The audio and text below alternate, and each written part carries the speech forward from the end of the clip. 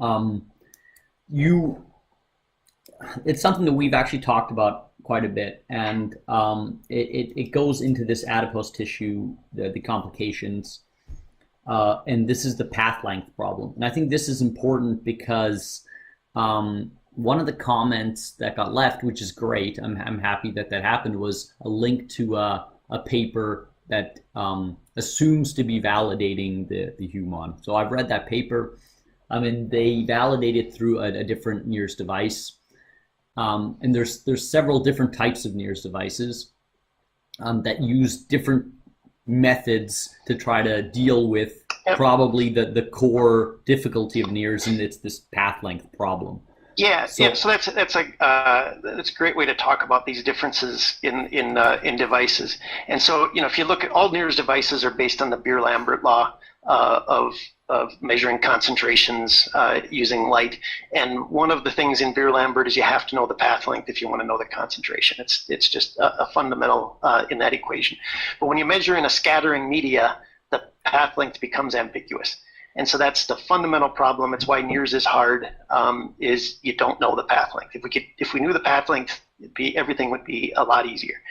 But we don't. So then there's several ways that people try and know an issue, because we still want to make these measurements because it's a great insight. And the ISS device, it's a great device. I have not used one, but I've read a lot about them. It's kind of an engineering marvel in what it does. The way they're attempting to overcome this path length ambiguity is it's based on the time of flight of the photon. So it takes a photon a certain amount of time to go from the emitter over to the detector. And it's such a short time. You're talking about the speed of light over, a few tens of millimeters. So it's an incredibly short period of time. And the engineering required to measure that accurately is incredible. And so that they do things with modulating the light source and measuring phase shift rather than actually trying to use a stopwatch on measuring the photon travel time. But that's their attempt at getting at that path length issue. And at first it seems like, oh, that's great. If you could measure the time of flight of the photon, that would solve this path length issue nicely. But there's some really serious limitations to it that you have to dig a little deeper to understand. And one of them is that there are multiple path lengths that when we send a whole bunch of photons, some of them take a really short path and some of them take a longer path. And I've got just a sketch here I can show that. Let me pull this up. So if you have an emitter, is this showing on the screen, Andrew? Nope, I can't see it right now. You gotta share your screen. Oh, I need to hit one more button. There we go. I'm on. There we go. We got it. So here I'm showing an emitter and a detector some distance away, light traveling through tissue. Some of the light takes a short path through the tissue, some takes a longer path. And then you kind of jump to the idea of, oh, well, let's maybe there's an average path length. Even though there's a distribution, maybe we could just base everything on the average. Well, the problem is even with just two paths, and if I just said this path is half as long as this longer path,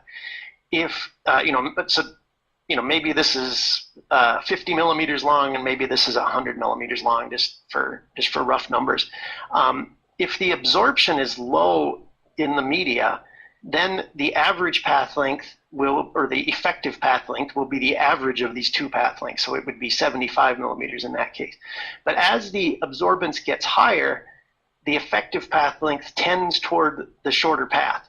So it tends toward 50 millimeters as the absorbance goes up. And it's a big difference. And it's in the range where we're measuring on humans. This comes into play. This is a big deal, that a change in absorbance changes that effective path length. And so that's kind of one of the problems, is you have this ambiguity. You can't just measure there is no singular path length. There's no one path length.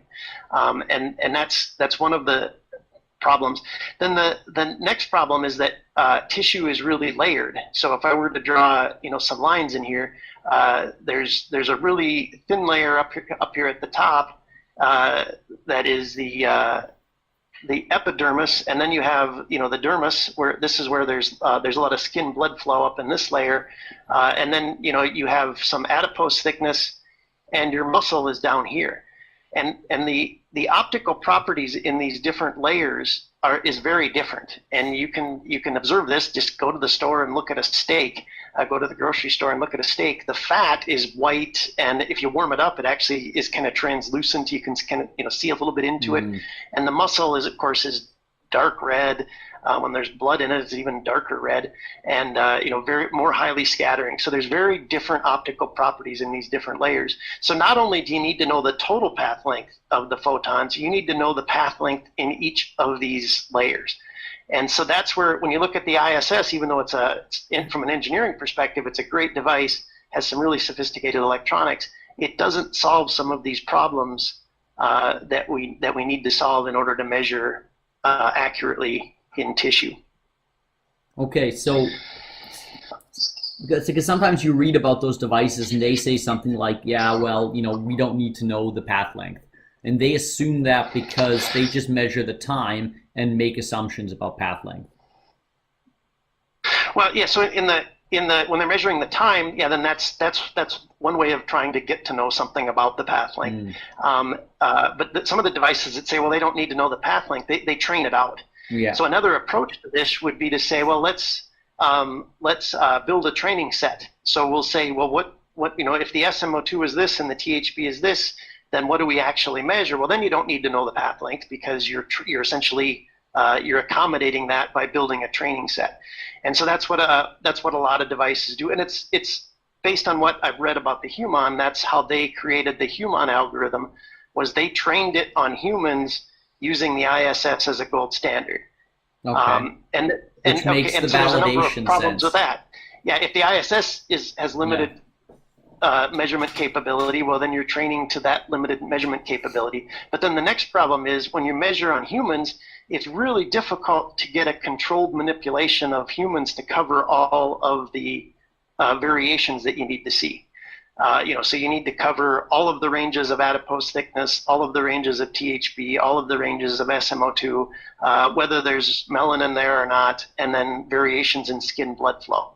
So to be able to induce all of those changes in a live human without hurting them is incredibly challenging.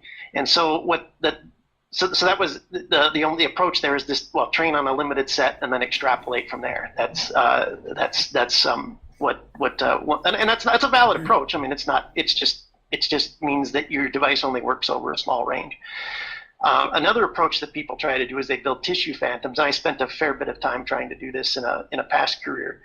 We used cow's blood and we pumped it through this thing. But the problem with tissue phantoms is you can control the oxygenation quite easily, and you can control the THB quite easily, but the optical properties of your tissue phantom rarely match human. It doesn't look like a human arm, or it doesn't look like a human leg. It's really tough to fabricate something that is as complex as what a human is. And then even then, it's hard to get all of the variation. And it's static. I mean, a human arm, as even my arm, will have variation in it from measurement to measurement. It's not as static as a phantom you would build. When phantom's the same every time you measure it. That's right. But then it's hard to get all that variation built in. How do you build in variations in fat layer thickness, and so that, and then the manufacturing problems of getting blood to pump through something as small as capillaries. And I mean, the tissue phantoms just have never gotten to a point where they measure very closely to what measures on humans. So that's the limitation of those of training on a human or training on a phantom. Just they always end up falling short. You can't get a big enough training set. You can't represent the optical properties of tissue very well. And that's what the MOXIE then does differently than these others. The MOXIE builds a training set, but it bases it on a mathematical model of how light propagates through tissue. And it's a really complex model that uses a Monte Carlo Monte Carlo modeling technique, which has been shown to be very accurate. You can model how light propagates through tissue very accurately, and that's been verified. You can look through the literature, and it's limited by your computational power of your computer, but it really worked. And that, because it's a mathematical model, it's really easy to tweak the parameters. We can vary the fat layer thickness, we can vary the THB, we can vary the skin blood flow, we can vary the melanin content, and that allows us to create an algorithm that can accommodate a much wider range of conditions. So we can accommodate a thin or a thick fat layer. We know what that looks like on the sensor. And then we can also accommodate more wavelengths. So we run with a 4 wavelength system where a lot of these others use 2 or 3. And that allows us to be robust to more variations in these other parameters. And that's the penalty you pay is it's a horrendous amount of math. And some of the tricks we do is we do as much of that math in the lab ahead of time, and we do as little math as possible on the sensor, so that we can actually solve those difficult equations in real time. And that's where the Moxie can work over that wider range of conditions. So that's why when you measure on your leg that has a thicker fat layer than your forearm, you get the same result. You get approaching zero. Because we can accommodate, and you can measure on our eminence, which has a much higher THB than your other muscles. Pretty thin fat layer also, but it's a more dense muscle, and you get reasonable results whether you measure here, or on your leg. Okay,